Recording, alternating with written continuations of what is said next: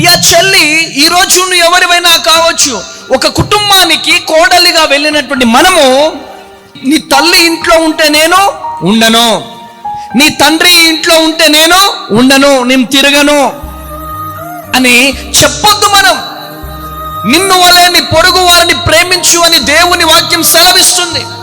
ప్రేమ లేకుండా నువ్వు ఎన్ని రోజులు మందిరానికి వెళ్ళినా వేస్ట్.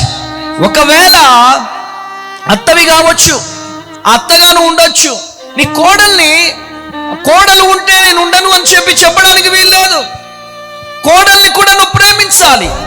ఒకవేళ నీ భార్య తల్లిదండ్రులకు ఎవరు లేకపోతే నీ భార్య తల్లిదండ్రుల్ని కూడా ప్రేమగా నువ్వు చూసుకోవాలి. ఈ వృద్ధాప్యంలో వచ్చినటువంటి వారు, రిటైర్మెంట్ అయినటువంటి వారు, రిటైర్మెంట్ అయిన వాళ్ళు రిటైర్మెంట్ లాగానే ఉండాలి.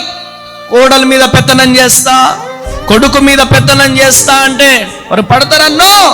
అందుకనే పెట్టింది తిని ప్రేమగా ప్రేమిస్తూ కుటుంబాన్ని ముందుకు నడిపించే విధముగా మనం ఉండాలి. ఈరోజు నువ్వు కోడలువైనా అత్తవైనా, ఈరోజు భర్తవైనా, ఈరోజు ప్రేమతో కుటుంబాలు కట్టుకోవాల్సిందిగా ప్రభు పేరిట మనవి చేస్తున్నాను.